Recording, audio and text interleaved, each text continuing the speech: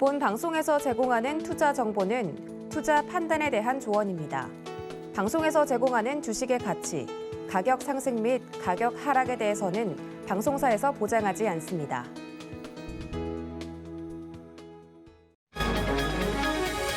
이 시각 헤드라인 뉴스입니다. 아프가니스탄을 접수한 탈레반이 중국의 1대1로 프로젝트 참여 의사를 밝히며 중국의 경제적 지원을 요청했습니다.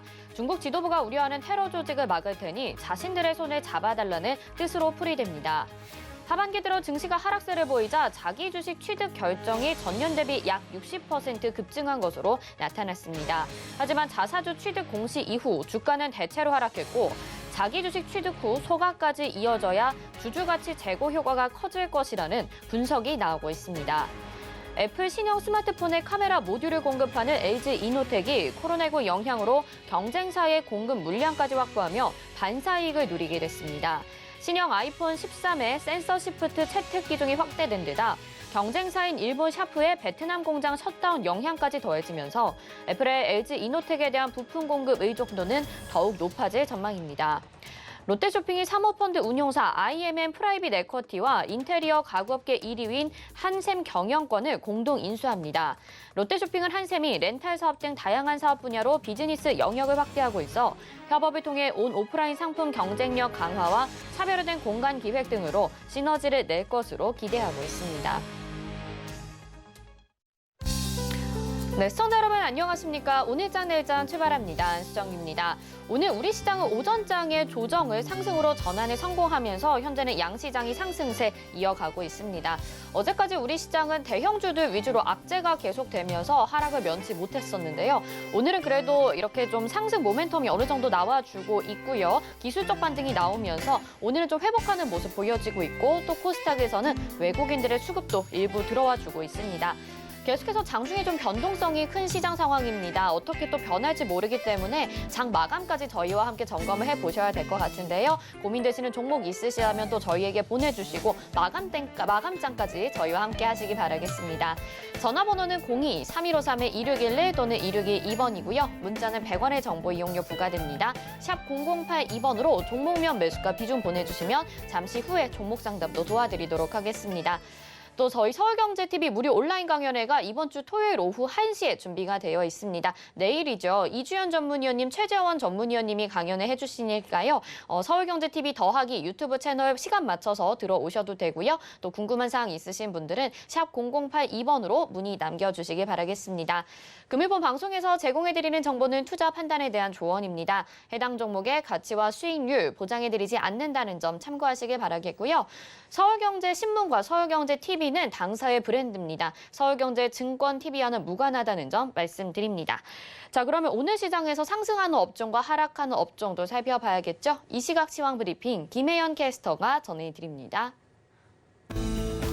안녕하십니까. 캐스터 김혜연입니다. 오늘 양시장은 모두 상승 출발을 했습니다. 오전 중에 한때 힘이 빠지면서 하락세가 보여지기도 했는데요. 현재는 양시장 모두 상승불을 겨내주고 있습니다. 그럼 이 시각 자세한 지수 상황 살펴보도록 하겠습니다. 우선 코스피 지수부터 보겠습니다. 코스피 오늘 오전 중에 외국인의 매도 물량 나오면서 힘이 빠지기도 했었는데요. 상승으로 방향을 잡고 난 뒤로는 상승 탄력을 또 키워나가주고 있습니다. 현재 0.39% 오른 3,126포인트 선에서 움직이고 있습니다. 이어서 코스닥 지수 보시죠. 코스닥 지수도 오전 중에 상승 전환에 나섰습니다. 현재 0.28% 오른 1,037포인트 선에서 거래되고 있습니다. 이어서 수급 상황 확인해 보시죠. 기관이 매수 전환을 해주었습니다. 매수 탄력도 키워나가주고 있는데요. 현재 1,386억 원 매수세 보여지고 있습니다. 네, 코스닥 수급 상황도 살펴보시죠. 코스닥 현재 개인과 외국인의 매수세가 들어와주고 있습니다. 개인은 366억 원 매수하고 있고요. 외국인은 618억 원 매수세 보여지고 있습니다. 기관은 현재 852억 원 매도세 보여지고 있습니다. 이어서 오늘의 특징적인 업종과 테마 살펴보도록 하겠습니다. 오늘 상승하는 업종 테마로는 카지노 관련주, 항공주, 음식료주가 있습니다. 하락하는 업종 테마로는 풍력 에너지 관련주, 콜드체인 관련주가 있습니다. 오늘 모처럼 카지노 관련주들 사이에서의 오름세가 보여지고 있습니다. 카지노 관련주가 델타 변이 바이러스 확산으로 최근 6월 이후부터 또 조정을 받는 모습이 보여졌었는데요. 그럼에도 불구하고 국내 카지노를 찾는 외국인들이 많다라고 합니다. 최근에 또 파라다이스가 예상을 뛰어넘는 카지노 매출을 발표를 하기도 했고요. 여기에 또 내국인 전용 카지노가 10월 말부터는 회복 국면에 들어설 수 있다라는 전망들 나오면서 힘을 받고 있습니다. 파라다이스 현재 1.18% 오른 17,100원에 거래가 되고 있고요. 롯데관광개발도 현재 1.8%대 강세 보여집니다. 토비스 현재 5% 오른 8,750원에 거래되고 있습니다. 이어서 오늘 상승하는 업종 테마로는 항공주들이 있습니다. 리오프닝 기대감에 반등에 나서고 있는 모습입니다. 전일 미증시도 하락 마감을 했는데요. 그 중에서도 항공주들은 또 반등에 나서는 모습이 보여졌었죠. 전 세계적인 백신 접종 확대와 트러블 버블에 대한 기대감을 가져가고 있는 모습입니다. 다만 LCC 항공사들에 대해서는 유동성 우려가 여전하다라는 이야기는 나오고 있습니다. 대한항공 현재 3.64% 오른 31,300원에 거래가 되고 있습니다. 한진칼도 현재 1.94% 강세 보이고요. 티웨이항공 1.58% 오른 3,860원에 거래되고 있습니다. 다음 상승하는 업종 테마로는 음식료주 있습니다. 상반기 실적은 다소 부진했지만 2분기를 끝으로 곡물 가격 상승세는 꺾이고 업종 전반적으로 단행됐던 제품 가격 상승으로 실적 개선세가 전망이 된다라는 긍정적인 이야기 나와주고 있습니다. 롯데칠성 현재 3.13% 오른 14만 8,500원에 거래되고 있습니다. 푸드웰 현재 10%대 급등세 보여지고요. 1,600원에 거래되고 있습니다. 대한제당도 5.63% 강세가 보여지고 있고요. 3,380원에 거래되고 있습니다. 다음 오늘 하락하는 업종 테마도 살펴보도록 하겠습니다. 풍력 에너지 관련주들 사이에서의 낙폭이 보여지고 있습니다. 지난 7일 문재인 대통령이 저탄소 경제 전환을 위해서 태양광, 풍력 설비를 지금의 2배 이상으로 확대해 나서겠다라고 말하면서 관련주들의 관심이 높았는데요. 오늘은 또 다소 조정을 받고 있는 모습입니다. CS윈드 0.92% 하락세 보여지고요. 75,600원에 거래되고 있습니다. 상강 MNT 2.76% 밀려난 19,400원에 거래가 되고 있고요. 우림기계도 2.87% 빠진 5,080원에 거래되고 있습니다. 이어서 하락하는 업종으로는 콜드체인 관련주들이 있습니다. 콜드체인 관련주들이 코로나19 백신 보급과 함께 유통과 보관 문제가 대두가 되면서 관심을 받았었는데요. 최근에는 큰 움직임을 가져가지 못하고 다소 부진한 흐름이 이어지고 있습니다. 뉴질의 파마는 현재 0.77% 하락세 보여지고요. 아이텍 1.57% 빠진 12,500원에 거래되고 있습니다. 대유플러스도 3.75% 밀려난 1,540원에 거래가 되고 있습니다. 이어서 오늘 살펴볼 특징주로는 에코프로비엠 있습니다. SK이노베이션과 2024년부터 2026년까지 10조 원 규모의 양극재 공급 계약을 체결했다라는 소식과 함께 전일에 이어서 오늘도 강세 흐름을 이어나가고 있습니다. 현재는 10.79% 오른 39만 6,200원에 거래가 되고 있습니다. 지금까지 오늘 특징적인 업종과 테마 살펴봤습니다. 네, 오늘 시장 살펴봤습니다. 오늘은 전반적으로 코로나 피해주라고 불렸던 종목들이 오늘은 수혜를 받고 있는 모습이고요. 정말 에코프로비엠 오늘도 다시 한번 신고가 써내고 있는데 최고가 40만 1,300원까지 기록이 되고 있습니다. 자, 오늘 시장 이렇게 들여다봤고요. 좀 더 객장 상황 들어보면서 자세히 분석해 보도록 하겠습니다. 메리츠증권 강남금융센터 정영훈 과장 전화 연결돼 있습니다. 안녕하십니까?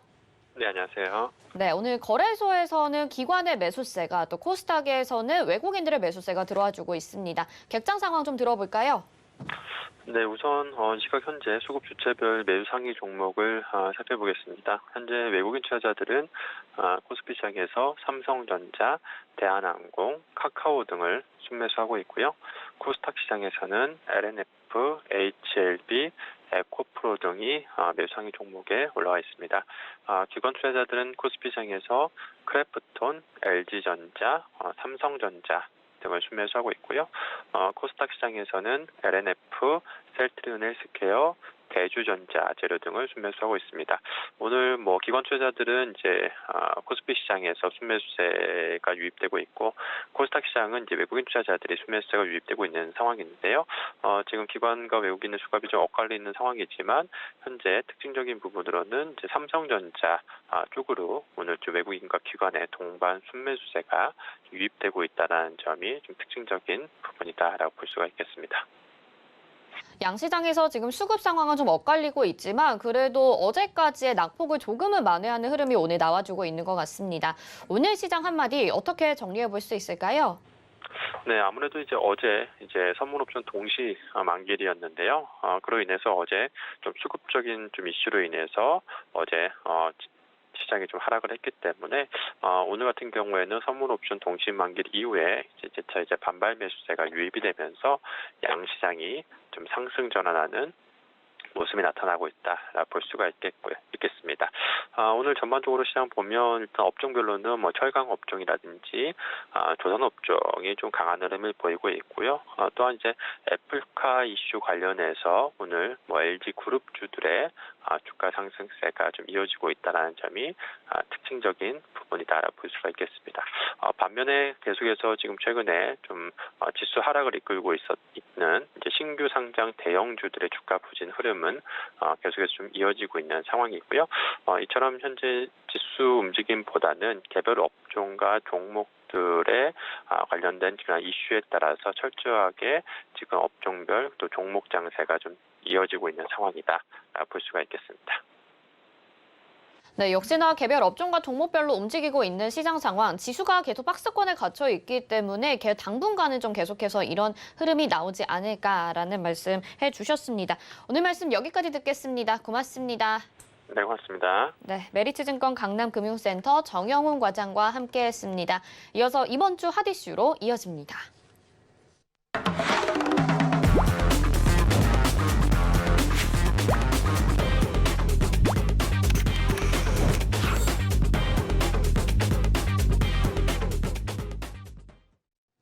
네, 한 주간에 핫했던 이슈들을 모아서 분석해보는 시간이죠. 이번 주 핫 이슈 샘플러스 최충성 전문위원과 함께합니다. 위원님 어서 오세요. 네, 그러면 이번 주에 먼저 어떤 이슈들이 있었는지 화면으로 만나보시죠.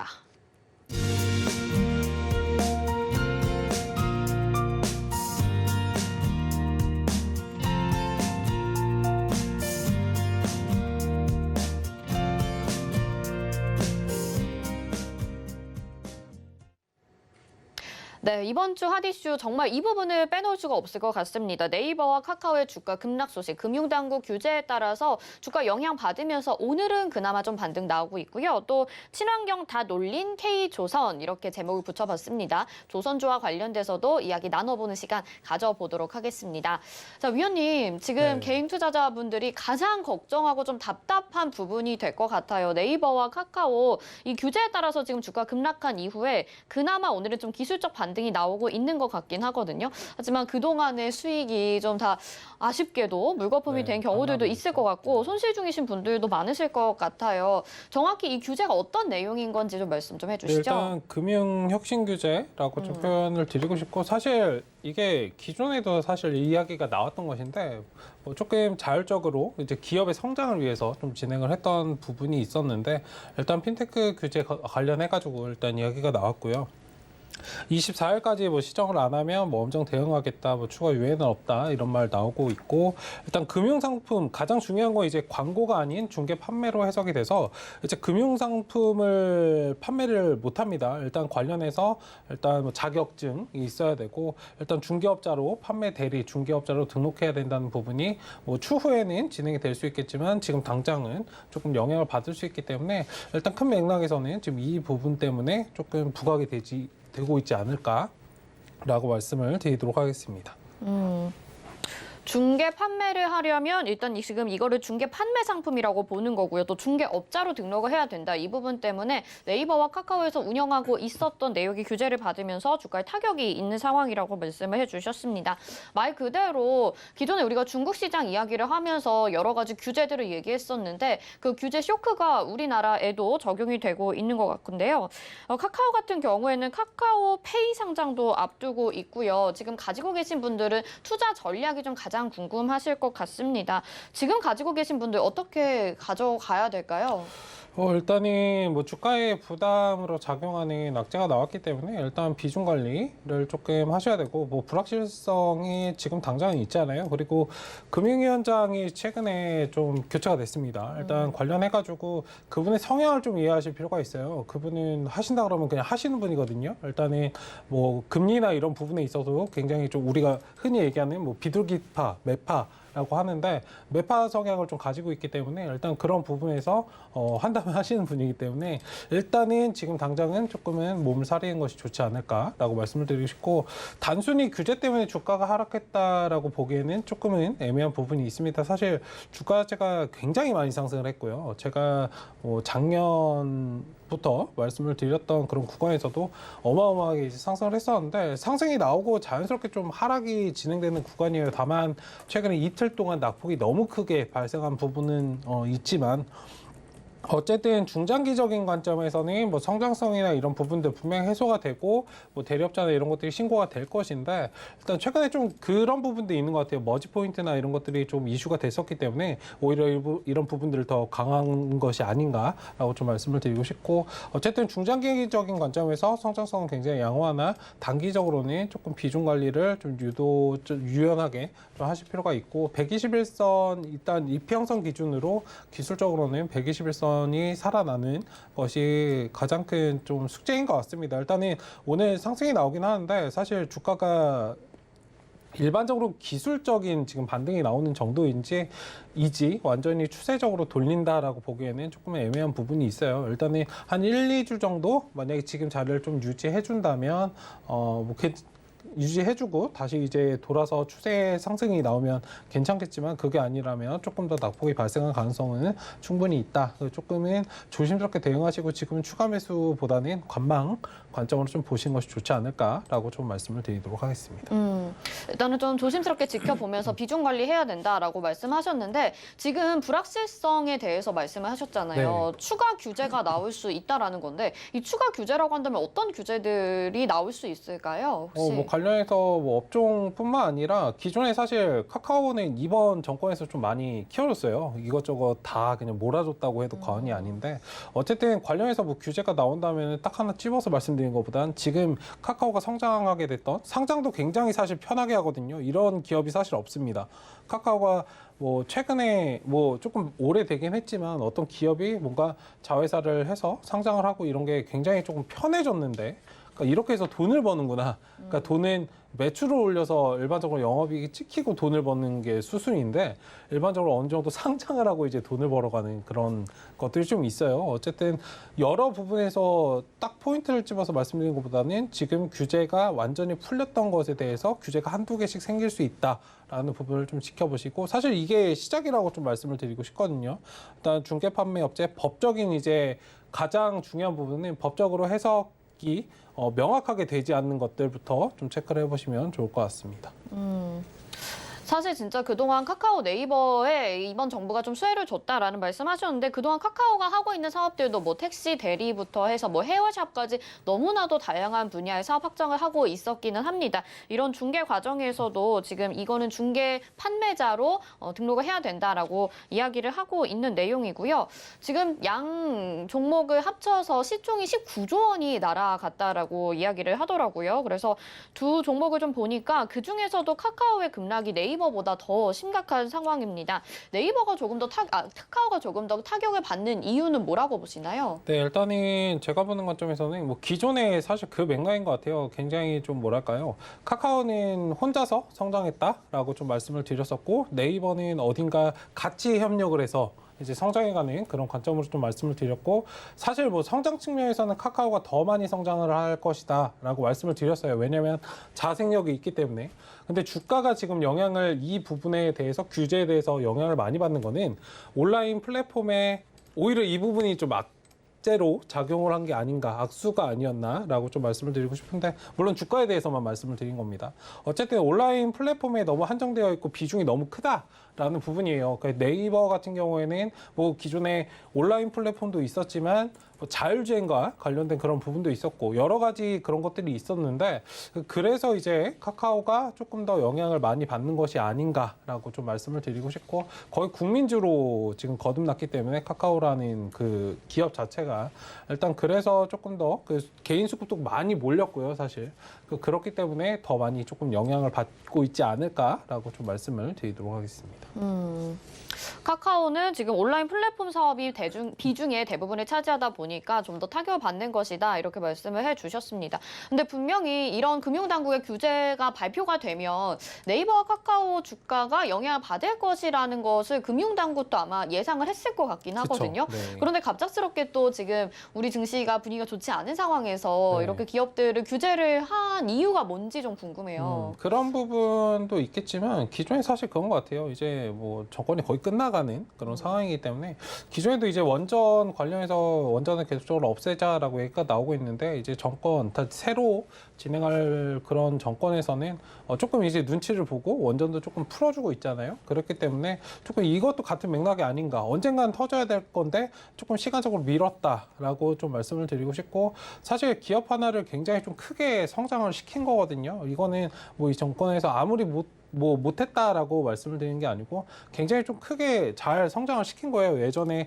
뭐 삼성전자를 키웠고 뭐 현대를 키웠듯이, 사실 뭐 이거는 정권에서 좀 어느 정도 키워줘야 사실 이렇게 크는 거기 때문에 일단 그런 부분에서 좀 체크를 하시면 좋지 않을까라고 말씀드리겠습니다. 사실 그러면 그동안에 이 성장성을 계속 키웠었고 지금 좀 늦게 발표를 했다라고 말씀하셨다고 한다면, 네이버, 카카오를 기존에 가지고 계셨던 분들에게 이제는 좀 매도를 해야 된다라는 이야기를 누군가는 해줬을 수도 있을 것 같은데, 사실은 네. 지금 아무 대응이 없이 개인 투자자들이 이 타격을 그대로 받게 됐었잖아요. 이거에 대해서는 어떻게 보시는지 차트 보면서 혹시 좀 설명이 가능하실까요? 네, 일단 차트를 뭐 네이버 같은 경우에는 뭐 쉽게 그 이평선 자체는 좀 지지를 해주고 있어요. 그러니까 사실 대형주는 굉장히 단순합니다. 제가 기존에도 말씀드렸듯이 외국인 기관이 좀 팔기 시작하면 사실 나도 팔아야 돼요. 그 다음에 뭐 개인들이 사는 것보다 이제 대형주 같은 경우에는 수급 주체가 대부분이 이제 외국인 기관의 자금에 따라서 움직일 수밖에 없기 때문에 사실 기계적으로 사실 하는 게 좋고, 외국인 기관이 좀 팔기 시작하면 나도 이제 팔아야 되고, 사기 시작한다고 바로 사시는 것보다는 어느 정도 적정 수준에, 왜냐하면 분할 매수를 진행을 해 오기 때문에 큰 자금들은 뭐 일반적으로 그렇죠. 그렇기 때문에 조금 기다리셨다가 이제 매매하시는 그런 관점인데, 일단 네이버 같은 경우에는 낙폭이 발생은 했지만 아직 뭐 추세가 완전히 꺾이지는 않았습니다. 뭐 120이었던 이 자리만 좀 자리 잡으면 괜찮을 것 같아요. 한 보름에서 한 달 정도 좀 지지가 되는지 확인하시면 좋을 것 같은데, 문제는 이제 카카오죠. 상대적으로 이제 네이버도 네이버인데 카카오에 더 많은 비중을 좀 개인 투자분들이 많이 조금 들어오셨고, 왜냐면 작년에 신규로 이제 주식하시는 분들은 사실 네이버보다는 카카오를 더 많이 사셨을 거고, 일단은 그렇기 때문에 주가 영향은 더 받을 수밖에 없는데, 가장 중요한 건 이제 투심이 살아나는지가 굉장히 좀 중요할 것 같습니다. 일단 1차적으로 지금 자리를 지지해주면 괜찮겠지만 아직은 조금 더 열려 있어요. 11만 5천 원 정도까지는 살짝 열려 있기 때문에 여기서 이제 추세 전환을 해주는 모습, 아까 말씀드렸지만 살짝 옆으로 흘러가서 추세로 바로 돌려 올라온다면 다행이겠지만, 그게 아니라면 한 번 더 이제 꺾고 이제 올라오는 모습을 보일 수 있기 때문에, 일단 제가 말씀드리고 싶은 맥락은 뭐 중장기적인 흐름에선 괜찮으나 주식 자체는 사실 갭을 메우려고 하는 성질이 굉장히 강합니다. 그리고 IT라는 건 버블이 낄 수밖에 없거든요. 예전에 IT 버블 일어났을 때, 글로벌적으로 일어났을 때도 주가가 굉장히 많이 하락을 했었죠. IT 관련주는 정말 조심하셔야 된다라고 말씀을 드리고 싶고요. 일단은 주식의 갭을 메우는 성질에서는 거의 뭐 바닥까지 이만큼 열려 있는 상황인데 사실 뭐 여기까지 내리진 않아요. 떨어질 때도. 왜냐면 뭐 개인 투자들이 투자들에게 너무 겁을 주면 사실 투자 심리가 완전히 얼어붙기 때문에 매매를 그렇게 하게 두진 않거든요. 어쨌든 1차적인 지지 라인 정도는 좀 체크를 해보시고 추세 돌리는지 일단 확인하시면 좋겠다라고 말씀을 드리도록 하겠습니다. 일단은 지금 상황에서 중요한 건 카카오는 좀 상황에 맞춰서 비중 조절의 가능성을 좀 말씀드리겠고 네이버는 상대적으로 지금은 그냥 관망하시면 괜찮을 것 같다라고 말씀을 드리겠습니다. 네, 비중 조절이 무엇보다 제일 중요할 것 같고요. 하나만 더 질문을 드리면 카카오페이가 지금 또 상장을 앞두고 있잖아요. 네. 근데 한번 연기가 됐었는데 이번 규제로 인해서 이 카카오페이 상장에 또 한 번 제동이 걸리는 거 아닌지 좀 걱정하시는 분들도 있을 것 같고 카카오를 가지고 계신 분들은 조금 더 불안하실 것 같은데 이 부분은 어떻게 보시나요? 네, 영향을 뭐 받을 수 있습니다. 기존에도 한번 번복됐던 상황이기 때문에 일단 그 부분은 조금 조심하셔야 되고 사실 악재가 하나 터지기 시작하면 계속적으로 악재가 터지기 때문에 일단 그 부분은 계속적으로 염두하시고 그래서 이제 비중 관리를 좀 말씀을 드리는 거예요. 분명히 지주사에 영향을 줄 수 있기 때문에 일단 관련해서도 잘 체크를 하시면 좋겠고 뭐 카카오페이 가지고 계신 분들은 뭐 장외 아직은 가지고 계실 텐데 그거는 뭐 그렇게 큰 영향은 사실 없습니다. 장외 관련해서는 일단은 뭐 장내 주식인 일단 카카오 관련해서는 조금 주의하실 필요는 있다. 다만 조금 큰 흐름에서 봤을 때 두 개 다 상장도 무난하게 할 거고 주가도 다시 살아날 건데 일단 단기적인 관점에서는 조금은 대응을 하자라고 그렇게 좀 인지하시면 좀 마음이 편하시지 않을까라고 말씀드리겠습니다. 네, 뭐 지금 상황 속에서는 조심스럽게 비중 관리를 해 나가는 것밖에 없는 것 같습니다. 어쨌든 중장기적으로는 성장할 가능성이 있는 기업들이니까요. 비중 조절로 손실을 좀 줄이시면서 가져가시면 좋을 것 같고요. 이번에는 다른 섹터 좀 이야기를 해보도록 하겠습니다. 조선주 이야기 해볼 텐데 조선주가 또 8월 수주량이 또 세계 1위를 차지를 하면서 4개월 연속 1위 자리를 지금 지키고 있습니다. 근데 조선업계가 또 이 부분뿐만 아니라 이제 글로벌 트렌드에 맞게 친환경 트렌드로 바뀌어서 또 지금 성장 노력을 하고 있다고 하더라고요. 어떤 내용인가요? 네, 일단 뭐 K조선 해서 얘기가 나오고 있는데 이제 자율주행 그리고 무탄소 선박과 관련해서 이제 친환경과 관련된 그런 것들을 좀 만들겠다라고 하고 있는 거예요. 사실 원자재값 상승에 따른 뭐 적자 누적도 굉장히 많이 돼 있는 그런 상황이기 때문에 사실 조선 해운 관련해서는 철강도 마찬가지고 뭐 관련해서 들어가는 것들은 이제 이런 부분들이 어느 정도 해소가 되면 뭐 기름이나 유가, 원유에 대해서도 그렇게 영향을 조금은 피할 수 있고 일단은 굉장히 좀 절감할 수 있는 효과도 있죠. 친환경적인 그런 것도 노리면서 글로벌적인 그런 환경도 따라가면서 일단 회사 자체에서 영업이익도 어느 정도 돈을 좀 아낄 수 있는 그런 시스템을 만들겠다는 건데 사실 뭐 조선이나 해운 관련해서는 우리나라가 뭐 세계 최고죠. 네, 반도체도 마찬가지이고 어쨌든 그런 부분에서 선두에서 이제 나가겠다는 건 뭐 다른 글로벌적으로 뭐 유럽이든 어디든 또 이런 것들을 좀 따라올 수 있기 때문에 일단 선도한다는 면에서는 굉장히 좀 성장성에서 좋다라고 말씀을 드리도록 하겠습니다. 자동차뿐만 아니라 이 선박들도 자율주행, 그다음에 무탄소를 가지고 가는 조선주에 대해서 말씀을 해드렸는데 근데 이런 좀 긍정적인 소식들에 비해서는 주가 흐름이 영 지금 지지부진하거든요. 어떤 이유들이 있을까요? 네, 뭐 단순합니다. 이것저것 생각하실 필요 없이 사실 작년에 다 반응이 됐어요. 네, 일단 자율주행 선박 같은 경우도 작년부터 계속적으로 이야기가 나오고 있던 그런 부분이고 일단 뭐 K조선이 내세운 친환경 전략, 그러니까 전략을 발표한다는 건 기존에 조금씩 시도를 합니다. 테스트를 해보거든요.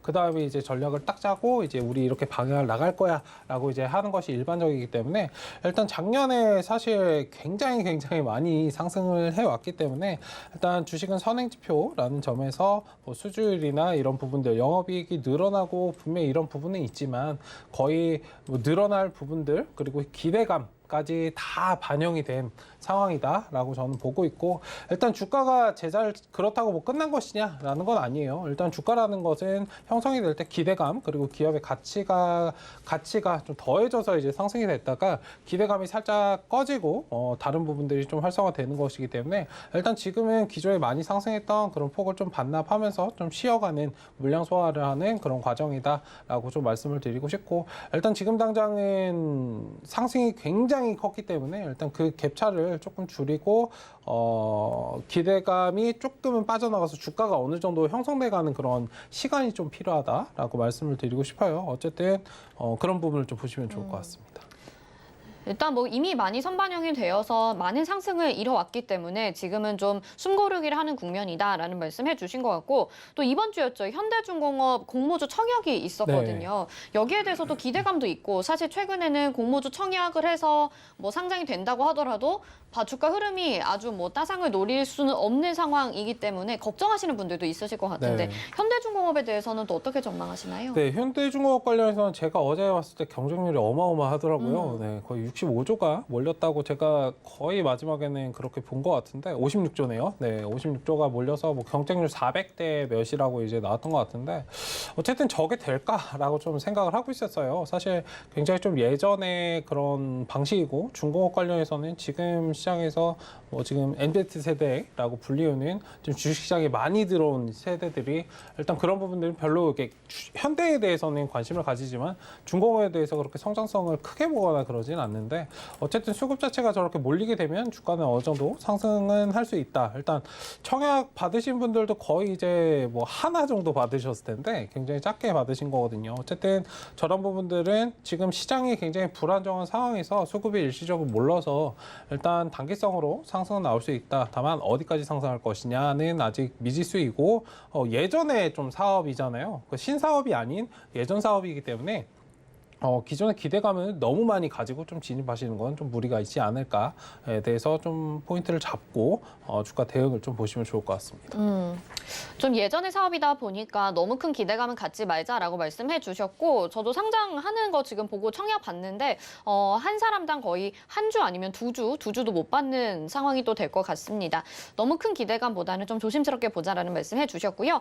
최충성 위원님과 지금 이번 주 핫이슈에 대해서 이야기 나눠봤는데 궁금한 내용 더 자세하게 있으실 것 같습니다. 노란톡방 들어오시면 이에 대해서 또 구체적으로 설명 도와드릴 수 있으니까요. 궁금한 내용 있으신 분들 샵 0082번으로 최충성 이렇게 문자 보내주시면 노란톡방 들어오실 수 있게 링크 저희가 답장으로 보내드리도록 하겠습니다. 수고해주신 최충성 위원님 여기서 인사드릴게요. 고맙습니다.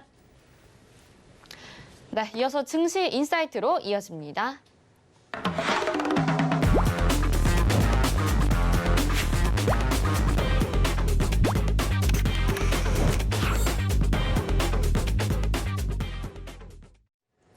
네, 증시 인사이트 시간입니다. 시장 전략 세워보는 시간인데요. 샘플러스 이지환 전문위원님 연결돼 있습니다. 위원님 안녕하십니까? 네. 네, 저희 그리고 지금 네이버 카카오 이야기를 앞에서도 좀 나눴었는데 이번 주 가장 큰 이슈가 아마 이 소식이었지 않았을까 싶어요. 그리고 미국 시장엔 전주부터 지금 고용지표 부진에 따라서 조금은 우려하는 목소리도 나오고 있고 아니면 금융정책의 변화가 또 있을까라는 기대감도 있는 상황입니다. 한 주간의 이슈 어떤 것들이 있는지 먼저 분석 부탁드릴게요. 네, 좀 전에 최충성 의원님께서 말씀하신 대로 카카오와 네이버와 관련되어 있는 플랫폼 규제 이슈는 중국에 이어서 이제 우리 증시에도 반영이 되고 있는데 이 부분은 이제 충분히 앞에서 설명을 드렸기 때문에 대응 방안에 대해서는 일단 정책과 관련된 부분에는 맞서지 말라는 증시 교훈이 있습니다. 그 부분을 보시면서 장기적인 시각으로 보시는 분들도 일단은 리스크 관리 관점은 좀 일정 부분 반영을 해서 지금은 조금 보실 필요가 있고 항상 이 정책과 관련되어 있는 리스크는 반드시 그 정책과 관련 리스크가 소멸되는 시점에서 다시 관심을 가지시는 게 좋다라고 말씀을 좀 드리겠습니다. 이번 주 지금 현재 정치인의 핵심적인 이슈를 본다면 지금 이제 보시는 차트를 잠깐 보시면은 미국 시장이 지금 현재 조정을 좀 받고 있습니다. 시장이 좋은 흐름을 좀 이어간 이후에 고가권에서 조정을 좀 받고 있는 모습을 보여주고 있는데 일단 지금 9월 증시는 8월 달에 지금 지표가 대부분 발표가 되고 있는데 8월 지표가 상당히 좋지 않다라는 부분은 이미 증권계에서 다 알고 있는 부분입니다. 결국 9월 증시 위기론이 나왔던 이유는 결국 9월 달에 발표되는 8월 지표가 대부분 좋지 않을 것이다라는 전제에 말씀을 드리는데 사실 지금 현재 미국 시장의 조정의 강도를 좀 본다면 우리가 예상했던 지표의 부진과 비교해서는 상당히 조정이 양호하게 이루어지고 있고 급격한 가격 조정보다는 완만하게 눌려지는 조정의 폭을 좀 보여주고 있기 때문에 시장이 부진한 지표에 대한 반응은 나오고 있지만 그렇게 우려할 만큼 큰 폭의 하락이 나오는 것은 아니다라고 일단 좀 보셔야 될 것 같고요. 이외에 이제 양대축이라 있는 중국 증시를 좀 본다면 중국 증시 같은 경우는 지금 솔직히 굉장히 지금 규제 관련 리스크가 나와서 급락한 이후에 상당히 좋은 모습으로 상승을 하고 있고 지금 다시 이제 고점을 갱신하기 직전에 상당히 좋은 모습을 좀 보여주고 있습니다. 결국 이제 중국은 이런 규제 관련 리스크는 결국 이제 정책과 관련된 부분이기 때문에 다시 경기 부양책이라는 정책이 나오면서 증시를 이제 바로 되돌렸다라고 좀 보시면 될 것 같고요. 이런 미국 증시와 중국 증시의 흐름을 본다면 사실 우리 증시가 최근에 받았던 조정이 조금 과하다라고 볼 수 있는데 그 이유는 이제 수급이 이머징 마켓에서 지금 들어온 수급상의 문제가 좀 있었고 또 한 가지는 어제 선물옵션 동시 만기를 지나면서 외국인과 기관들 특히 이제 기관의 프로그램 매도 물량이 상당히 많이 나왔습니다. 그러면서 대형주 위주의 코스피 지수가 조정을 좀 많이 받았는데 아마도 이제 이런 부분에 대한 영향이 지금 증시를 좀 압박하는 요인인데 우리 시장에서는 지금 현재 이런 조정에 대해서 개인들의 우려가 상당히 강하게 시장에 좀 반영되고 있다라고 보셔야 될 것 같습니다.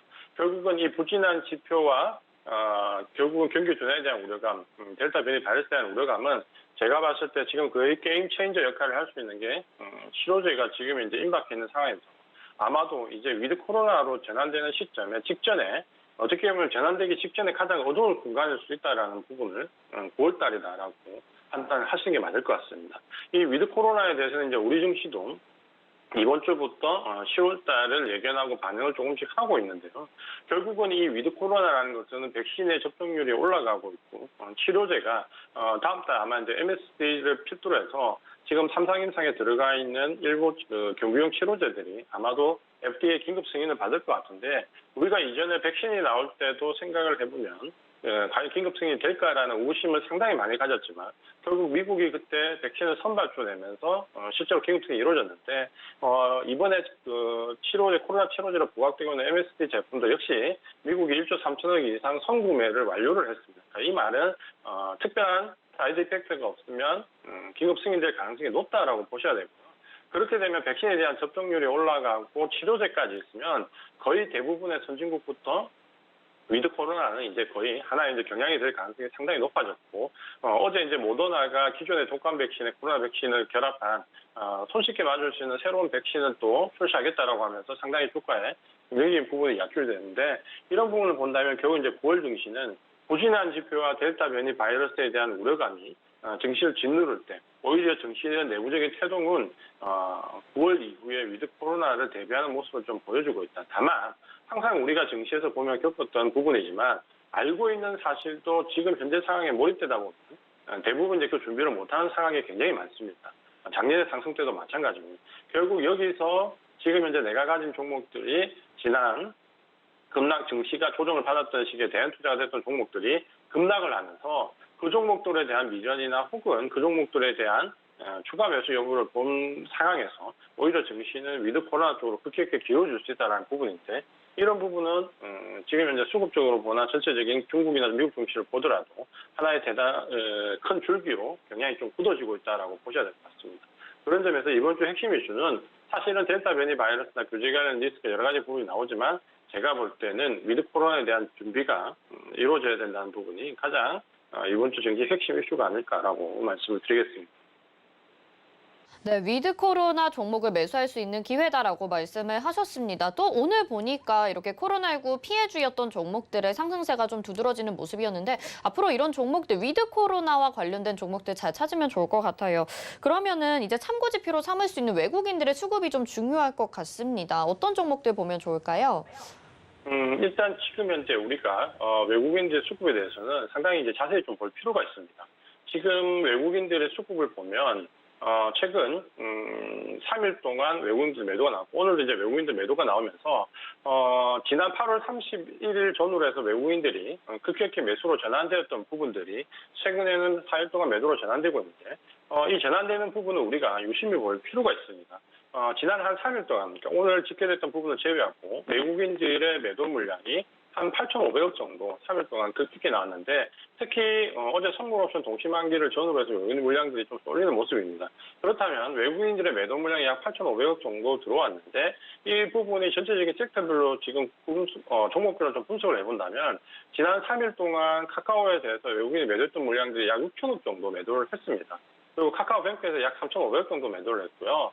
네이버에서도 3천억 이상 매도를 했습니다. 그리고 지금 개별적인 이슈가 있는 NC소프트에서 역시 1천억 이상 매도를 했고요. 그러면 이 특정 최근에 외국인의 매도가 굳어지고 있는 이 네 종목에 대한 매도 금액을 합친다면 거의 1조 한 4천억 정도 가까이 굉장히 이제 큰 폭의 1조 2천억 정도가 넘는 매도가 좀 이루어졌는데요.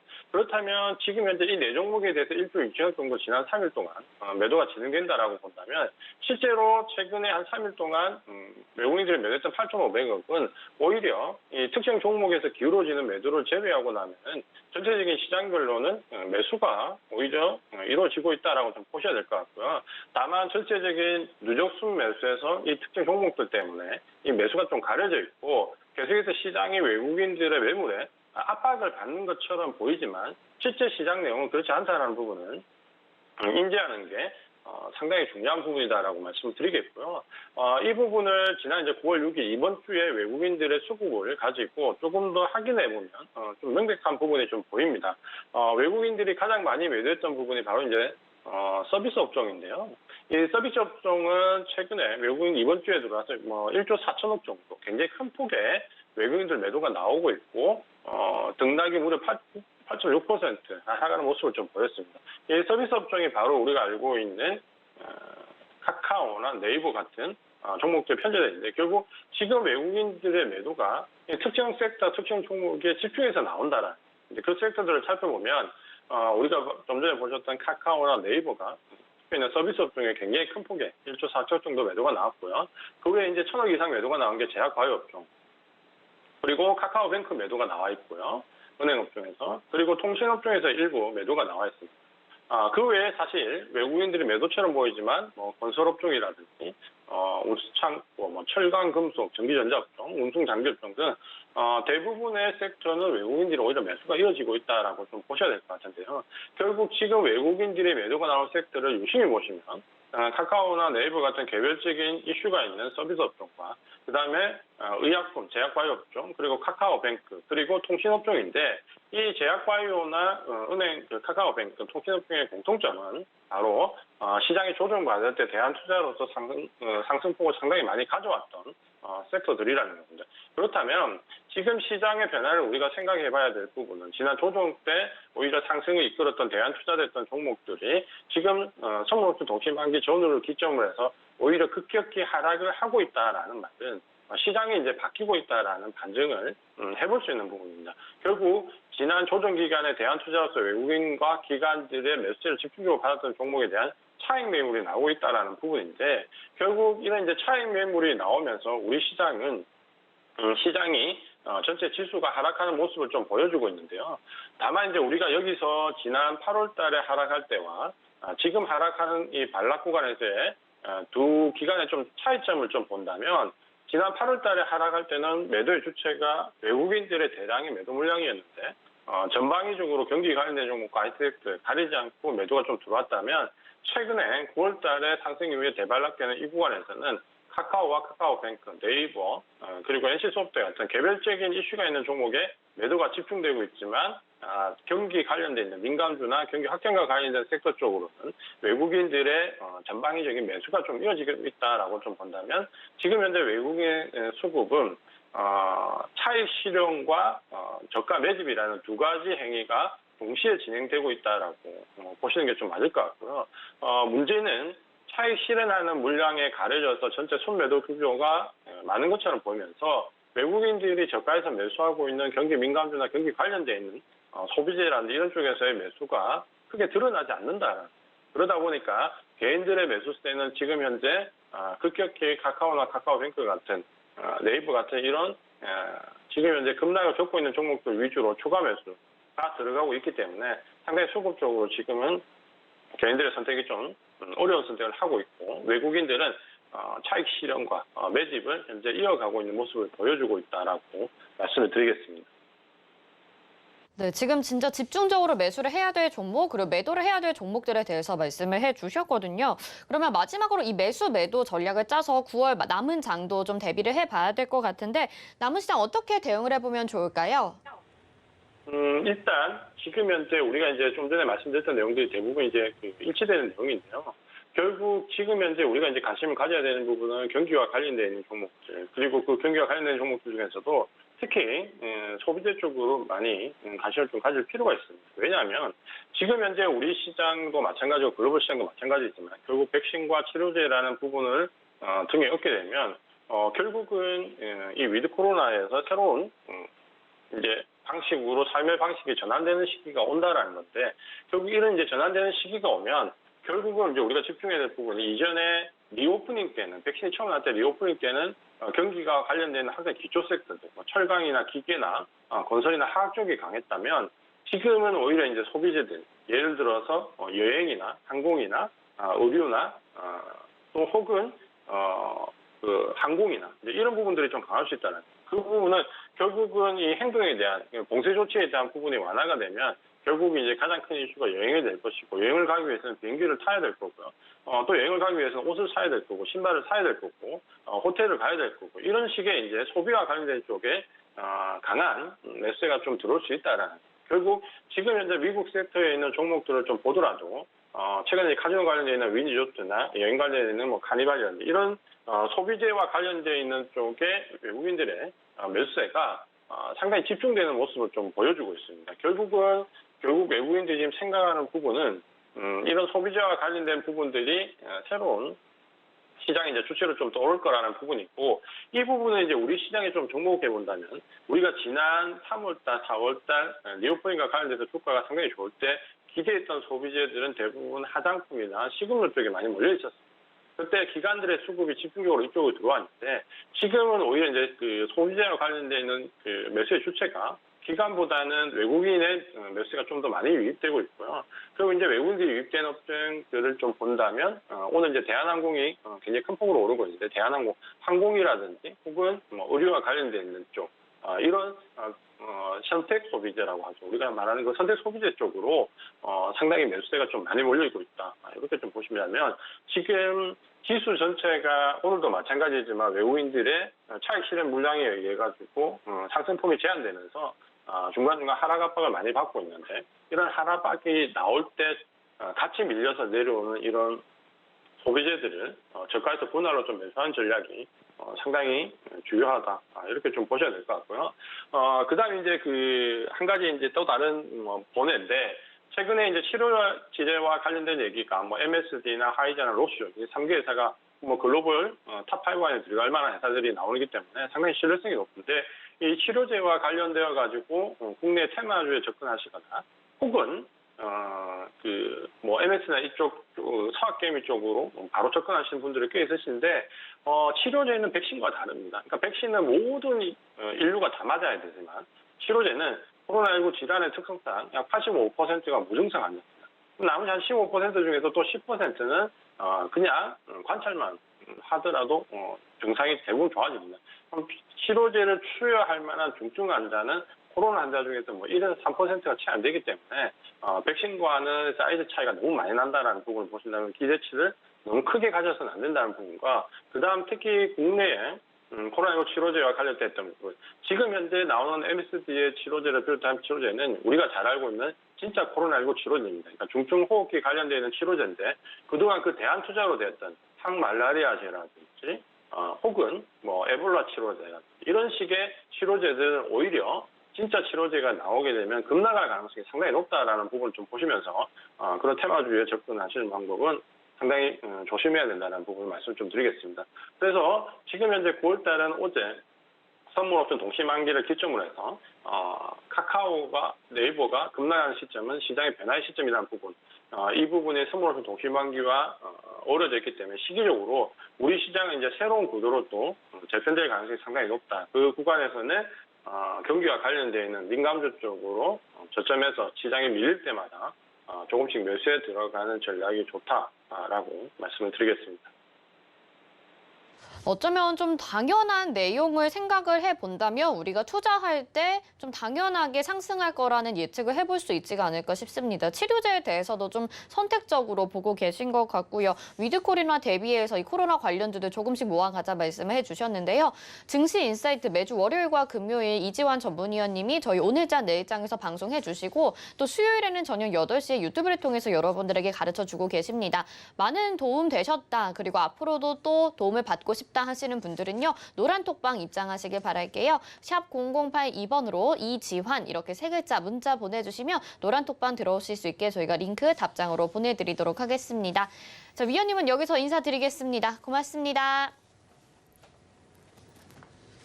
네, 오늘장, 내일장 저희가 준비한 소식 여기까지고요. 잠시 후 마감 임박 60분의 승부에서는 여러분의 종목 고민도 도와드릴 예정입니다. 전화번호는 02-3153-1611 또는 1612번이고요. 문자는 100원의 정보 이용료 부과되는 샵 0082번으로 종목명 매수가 비중 보내주시면 종목 상담 접수 도와드리도록 하겠습니다. 서울경제TV 온라인 무료 강연에 또 내일 준비가 되어 있죠. 오후 1시에 참여 가능하시니까요. 서울경제TV 더하기 이렇게 검색하셔서 입장하셔도 되고요. 문의사항 있으신 분들은 샵 0082번으로 문의 보내주시면 되겠습니다. 금일본 방송에서 제공해드리는 정보는 투자 판단에 대한 조언입니다. 해당 종목의 가치와 수익률 보장해드리지 않는다는 점 참고하시길 바라겠고요. 서울경제TV와 서울경제신문은 당사의 브랜드입니다. 서울경제증권TV와는 무관하다는 점 말씀드리고요. 기타 유사업체에 유의하시기 바라겠습니다. 잠시 후 마감 임박 60분의 승부로 다시 돌아오겠습니다. 시청해주신 여러분 고맙습니다.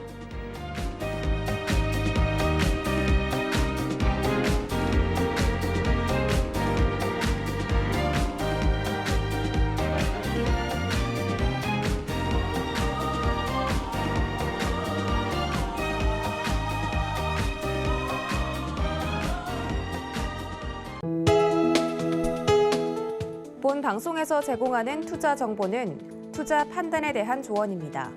방송에서 제공하는 주식의 가치, 가격 상승 및 가격 하락에 대해서는 방송사에서 보장하지 않습니다.